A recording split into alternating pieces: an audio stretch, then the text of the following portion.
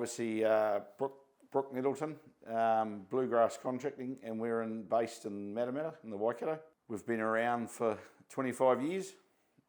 Started off with just my father and myself, with mum in the background, and then obviously now I've got my wife and my son, so everybody's pretty passionate about it. But no, it's a pretty cool business, and it's going pretty well at the moment. When we first started, we actually started with ripping and mounding in the forestry, and then I bought a hedge cutter, and we were based over in the bay, cut hedges over here, and then started off with loader wagons, and then a forager, and here we are, I guess. My name's David Sloan. We're out here in Waikato in the North Island, New Zealand, here working for Bluegrass Contracting. We're just outside Teapoy, not far away from the main yard of Bluegrasses here today. So I suppose I grew up on a farm, a sheep and beef farm.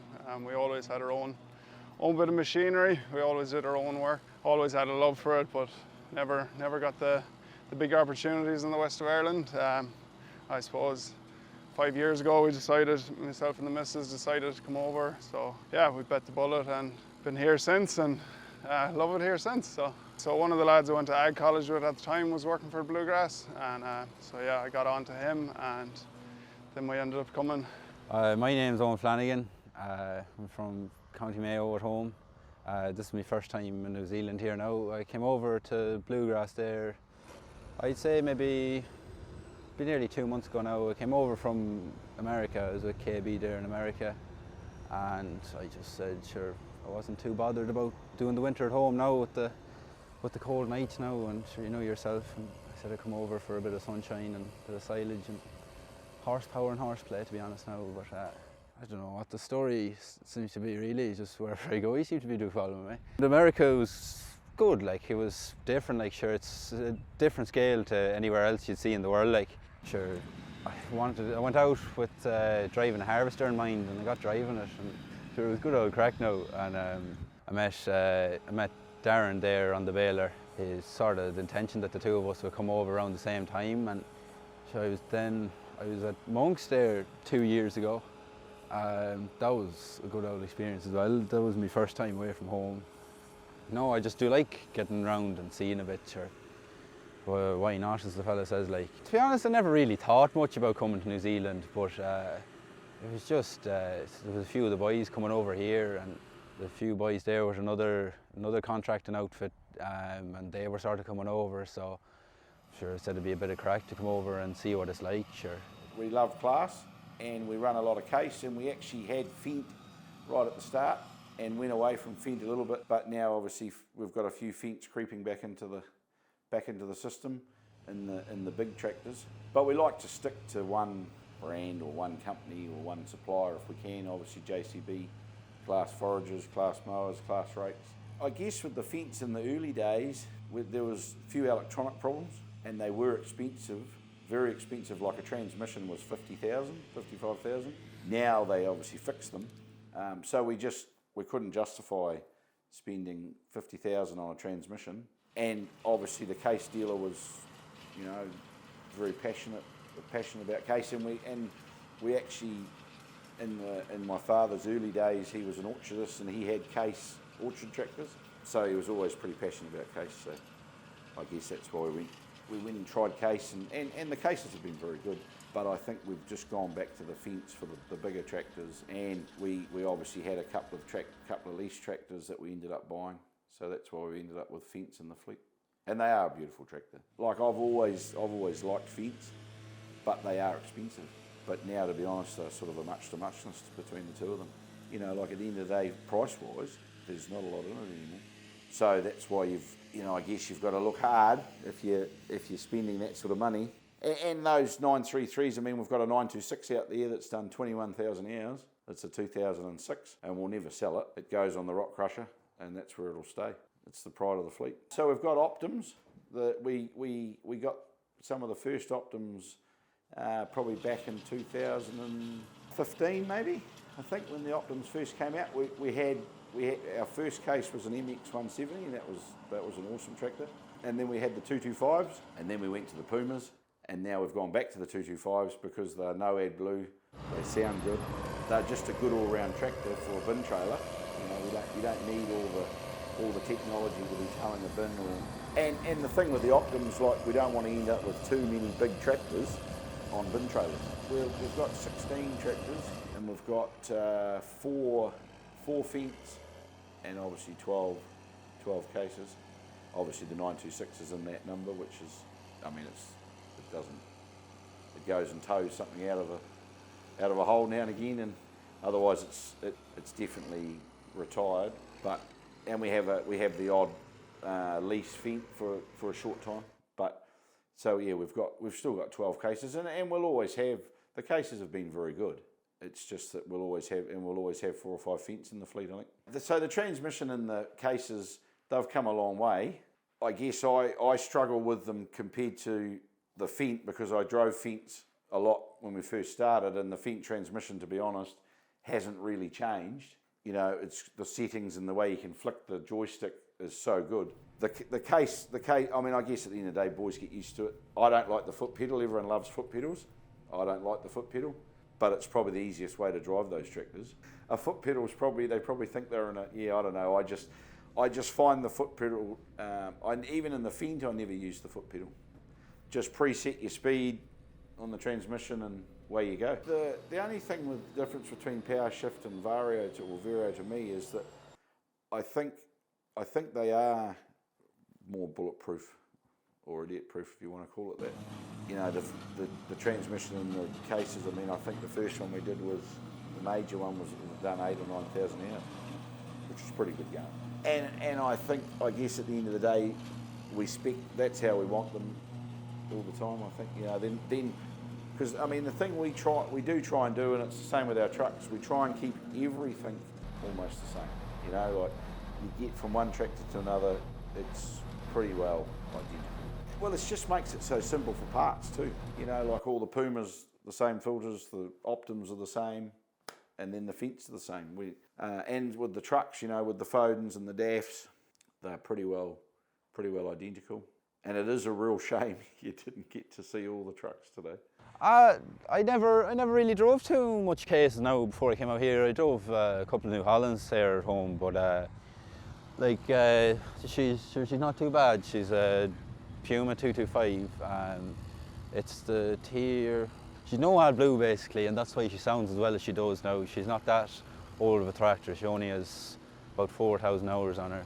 No, they're fairly good now. Like for Vario, they're not that bad at pulling compared to some other ones. Like they're not that uncomfortable either. They're fairly comfy on the road and in the field as well. And they come well spec'd. Like there's a leather seat there and in it. And no, I'd be more maybe a Brocken man myself now. But no, you can't knock the Herons now. They're a fairly good trailer now. They're really steady trailer now. They're well fit for the hills out here, and sure, if they're sort of going to go over now, it's probably more or less the driver, because it does take a nice bit to start them now.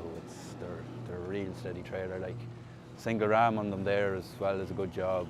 You can tip her up quick and she'll come down just as quick. Like, and then that trailer there behind me as well. She's you can take the silage sides off her, and you can use her as a dump trailer then. So she's fairly versatile like that. Like so. Obviously, tractors and trailers are not a favourite of ours. That's why we've got all our trucks. That's probably part of the reason why we've stuck with the 225s, is they're perfect for bin trailers. I mean, there's always jobs you need tractors and trailers.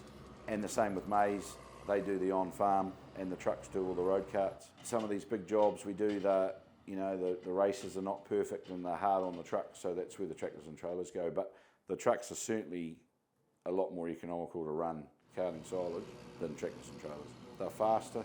We do a lot of long carts, so we need our truck and trailers. It is easier to get tractor drivers. I mean, we've back in the early days, we had probably out of 12 or 13 trucks, we probably had 5 or 6 Irish boys on the trucks. They went hard. I mean, but those days have gone now. I mean, I hope that, you know, we have been trying to attract more overseas truck drivers, because, you know, guys come over here and they drive a truck, and they can go anywhere in the world and drive a truck. So we bought the first silage for a contractor here in New Zealand, Those were the H1s, I think they are now. Yeah, that we've obviously done them up, put different fronts on them. But no, William came over and we imported them. And that was in the early days. The Irish boys talked me into.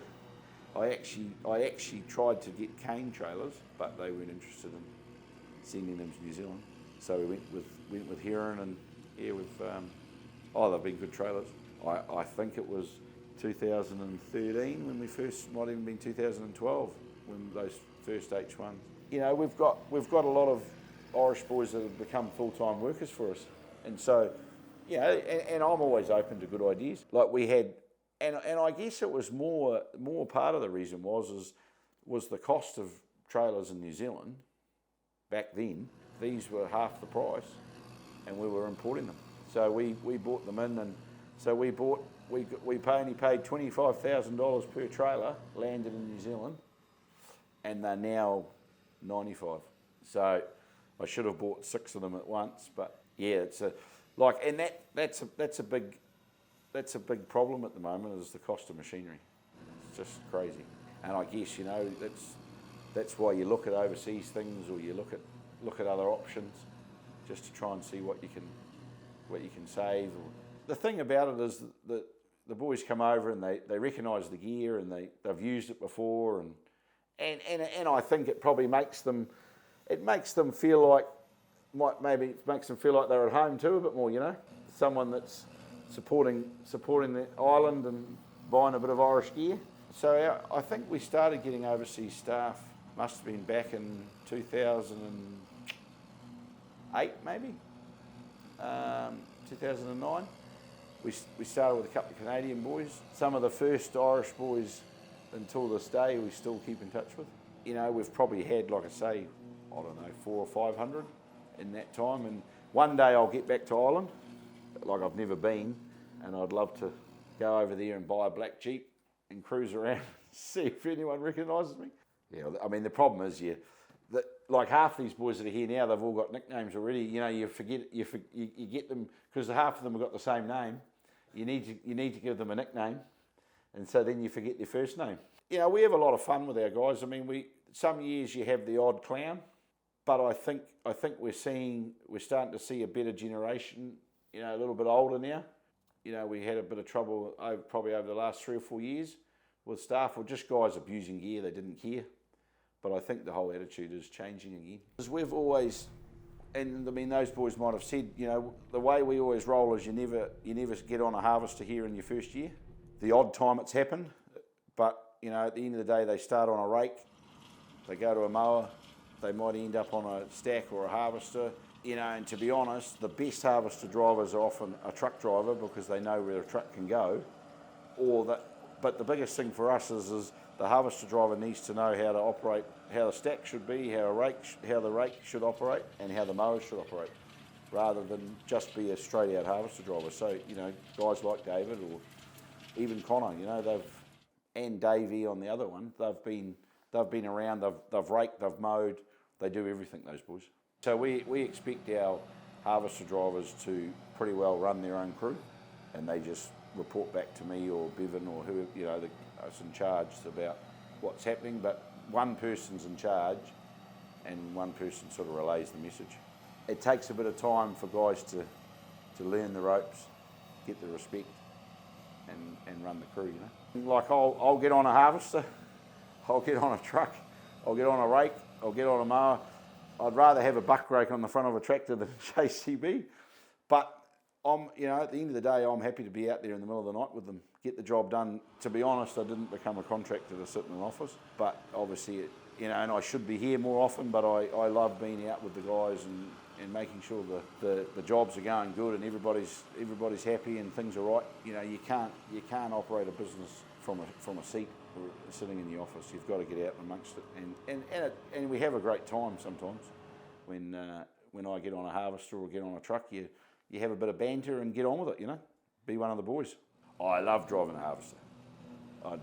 You know, like, and I drove one this year for a couple of weeks, and I could stay on all the time, but it's just chaos. You can't answer your phone 100 times a day, and you know, like it's awesome to get out there and do it, but no, and that's the thing. Like, I guess for me, I want to be able to still be able to do everything, to be able to teach guys and make sure that the jobs are getting done properly too, you know.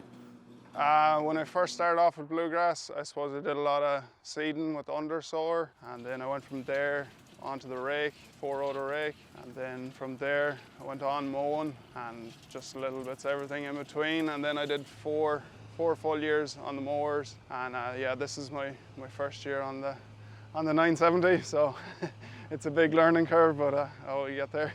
Definitely a lot of learning to do yet. I suppose the biggest thing is knowing where to go on the hills and knowing where the tractors can sit beside you and the trucks even, you know, like where they can travel. But I mean, yeah, every day is a learning day. But the hills aren't too bad. Like you'll be used to the hills with the tractor, like mowing and stuff. But it's a different ball game when there's someone up alongside you. You have two people to worry about then.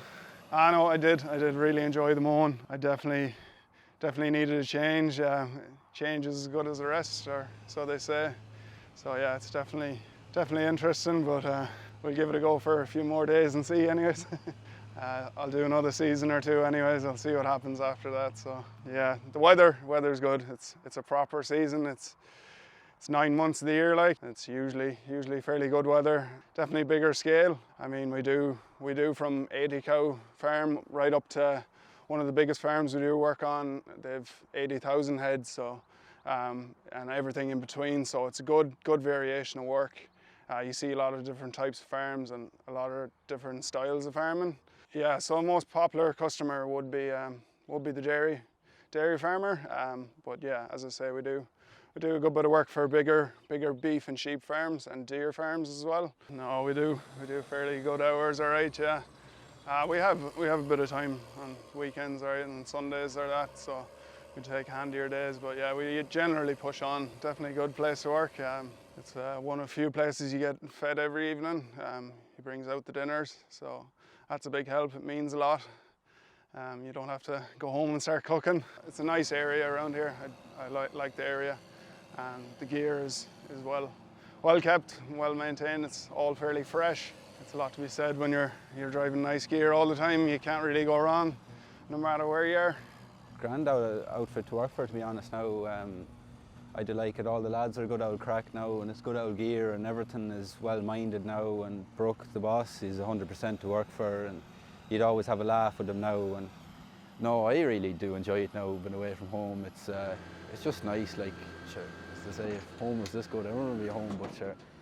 I'd say I'm liking New Zealand the most at the minute, to be honest. Like America was definitely experience, but there in places it's just fairly barren. Like there's not too much. At least here it's fairly like home. Like sure, you'd be going up through towns and stuff like that, and it's mainly Irish that's here with bluegrass at the minute, and sure it's as good as home now, to be honest. That's why I like it so much. If anybody was thinking about going away, I'd say go for it 100%, because you don't really have much to lose. Like you'll always have the silage at home there. There'll always be something to do there at home. But as regards to this now, it does take a bit of a leap of faith, to be honest, and come out and just go for it. But it's a great lifestyle here now. Is there anything I would have liked to know coming out? Maybe certain parts about travelling, maybe, but you're always well looked after. Anywhere you really go, they usually look after you well. Like, well, I can't speak for other people I haven't worked with now, but as regards to Bluegrass have a house there for us. They bring us a meal there every evening. The sheets to be made, the house to be cleaned for us.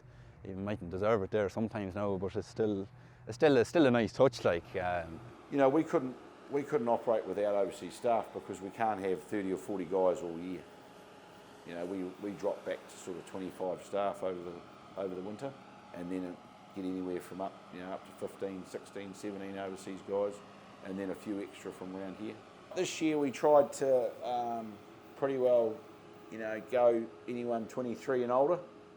I mean, we've got a couple of young guys, and they're good, but you don't want too many of them. And to be honest, every single guy this year knew someone that worked at Bluegrass, and none of them were mates.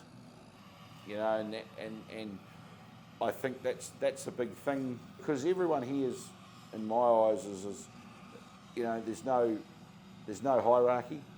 You know, if you're capable of doing a job and you do a good job, you get treated the same as anybody else. And you get too many guys that know each other, and they stick to a group, and they don't involve themselves in the other rest of the crew, and it just creates a divide, and that's not how we roll.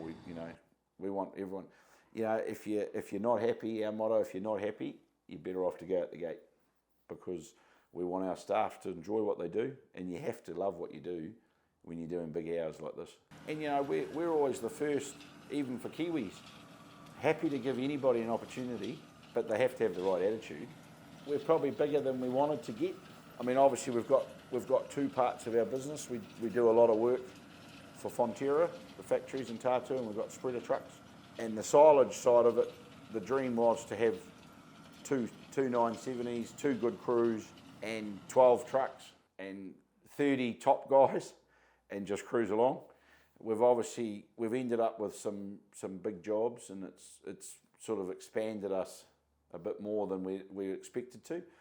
But like I'm happy with the size we're at. I'd like to sort of try and stick to the size we are. I mean, we do a lot of grass silage, but we cover a big area, and we cover two areas, and everyone around here is parked up, and we're still going hard south right till Mays. You know, and we've had years where we've still had a chopper chopping grass, and we've been chopping maize. To get guys over here, we obviously put ads up on Facebook. We advertised in the Journal in Ireland this year for the first time. I mean, I guess at the end of the day, yeah, it is a trick, because you talk to someone on the phone. Like I try and talk to guys at least once, and I suppose my biggest thing is I say to guys, you know, what do you want to do? What's your favourite job? And then I'll say to them, until you come out here and I see what you can do, I'm not going to promise what you are going to be doing. Because, you know, the problem is to me, a good professional driver is a driver that will drive anything. And you know, my biggest thing I say to guys is, if I say to you, you're going to go on a slurry tanker or a spreader for a day, because as far as I'm concerned, you get paid the same if you're kicking stones or driving a tanker. And so you come over here for the experience, to learn a different country, different contour. And to be honest, I think guys, you know, I haven't properly sat down and asked guys, or, you know, said to them what they think, but I certainly think guys think that they get a pretty good variation. And that's the thing, like, they'll be in one tractor, but they might do 5 different jobs. But the other thing I do say to them is, if you're good at something, you'll end up on it. You know, and I mean, to be honest, we should put our best drivers on our rakes. You know, and this year we have got 2 good drivers on our rakes that really look after it, make a good job. And because raking, you know, it's pretty satisfying to see a nice big paddock well rowed up, and that's what it's about, taking pride in what they're doing. And you know, cabs of our tractors and harvesters, you could eat your lunch off the floor of them, because a harvester's $1.5 million, and you're going to sit in it all day. They've all got airlines. It's pretty easy to put your rubbish in the rubbish bin when you get back, clean your cab out, and take pride in what you're doing. You know, that's, for me, I hope that you're going to come back next year, and that's what I'll say to guys if they're good and they look after gear, because the ones you know are the better than the ones you don't. And it's very seldom that they don't come back again. Things change or whatever happens, but you know, we've had guys that come back for 3 or 4 or 5 years.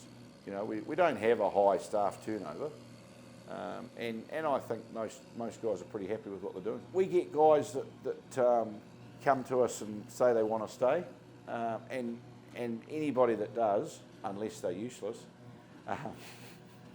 stay in. I mean, that's what's happened with pretty well every single one of the Irish boys and Scottish boys that are here. They all came for a season, and the odd one only went home last year for the first time in 5 or 6 years, you know. It's all about the team. It's all about the lads. No, it's good. We have a lot of Irish working with us now this season, which is very good. All of similar age and similar interests, so it makes the job very easy. It makes the season, it makes it go easier, it makes the day go faster when you've crew of lads that get on, and just get on with the work, and there's no messing around. We've been pushing, trying to get a fusion in the yard, but we'll get there someday. We have one on hire now. Really like it so far, so we'll convince him yet. We'll have one in the yard. Oh, it's nice to see a bit of home over here as well. But yeah, as I say, we found that it put out more bales than the Coon in the day. But the Coon it's still a reliable baler. Like it has its ups. It does make a good bale, but as I say, it's all about output over here to get through all the work. So we always had tractors with buck rakes because that's what we started with. I suppose it was the overseas influence that talked me into, and it was actually Mark O'Hare worked for us for a while, and they had Volvos, and we got a JCB, and I mean, I guess the thing for me is getting your head around that's all it can do. You know, a tractor if you're not doing silage, you can take your buck rake off and go and do something else. But I mean, our JCBs, you know, they pretty well average 1,500 hours a year. And I suppose at the same time too, is it's at the back of my mind was, can we find 3 JCB drivers that are good at it? But we seem to, you know, we've had the same guys for quite a while now. No, they are a serious machine. Obviously, we've got this Taurian at the moment that we're trying. Yeah, I think it's looking pretty good. But those JCBs are just, we went down the track of looking at a 457, but I just think they're too big. Yeah, well, the thing is you don't want to have now they're $500,000 and you can't take it to a job because the bunker's too small. So I think the 435 is the perfect size. I mean, obviously the Taurian looks smaller, and that was a little, but it's only 300 kilos lighter. But I mean, Class Harvest Centre are determined to get it right. We're more than happy to go along with the ride and see what we can come up with. I mean, I love what I do, and I think you have to, because it's pretty demanding. But at the same time, I get a lot of satisfaction out of seeing, guys enjoying themselves, and I enjoy dealing with the customers and doing that side of it, and succeeding in some of these big jobs and seeing all the gear on the road, and I think we certainly take a lot of pride in our equipment, and that's just me. I think it's my father was the same. He was probably a bit harder than I was, but you change with the times too. You have to be a little bit more flexible these days, but still we want our gear looked after just the same as we did 25 years ago.